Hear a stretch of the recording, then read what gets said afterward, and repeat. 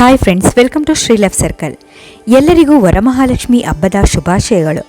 ಶ್ರಾವಣ ಮಾಸದ ಶುಕ್ರವಾರದಂದು ಲಕ್ಷ್ಮೀ ವ್ರತವನ್ನು ಮಾಡುವುದರಿಂದ ಅಷ್ಟಲಕ್ಷ್ಮಿಯರ ಪೂಜಾ ಫಲ ದೊರೆಯುತ್ತದೆ.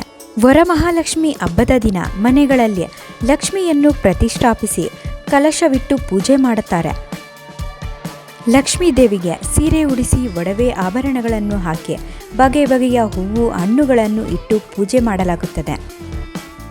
ಮನೆಯಲ್ಲಿ ವರಮಹಾಲಕ್ಷ್ಮಿ ವ್ರತ ಮಾಡುವುದರಿಂದ ಸಮೃದ್ಧಿ, ಸುಖ, ಶಾಂತಿ, ಆರೋಗ್ಯ, ಸಂಪತ್ತು ದೇವಿ ಅನುಗ್ರಹಿಸುತ್ತಾಳೆ ಎಂಬ ನಂಬಿಕೆ ಇದೆ.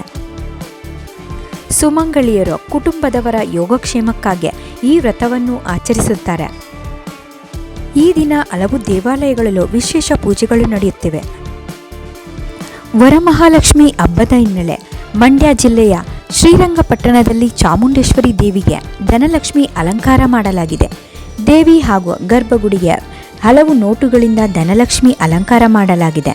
ಭಕ್ತರಿಂದಲೇ ಸಂಗ್ರಹಿಸಲಾಗಿರುವ ಸುಮಾರು 3,50,000 ರೂಪಾಯಿ ಮೌಲ್ಯದ ನೋಟುಗಳನ್ನು ಬಳಸಿಯೇ ಅಲಂಕಾರ ಮಾಡಲಾಗಿದೆ. ಧನಲಕ್ಷ್ಮಿ ಅಲಂಕಾರವನ್ನು ಕಣ್ತುಂಬಿಕೊಳ್ಳಲು ದೇಗುಲಕ್ಕೆ ಭಕ್ತಸಾಗರವೇ ಹರಿದು ಬರುತ್ತಿದೆ. ನಾಡದೇವಿ ಚಾಮುಂಡೇಶ್ವರಿ ದೇವಿಯು ಧನಲಕ್ಷ್ಮಿಯಾಗಿ ಕಂಗೊಳಿಸುತ್ತಿರುವ ದೃಶ್ಯಗಳನ್ನು ನೀವು ಕಣ್ತುಂಬಿಕೊಳ್ಳಿ.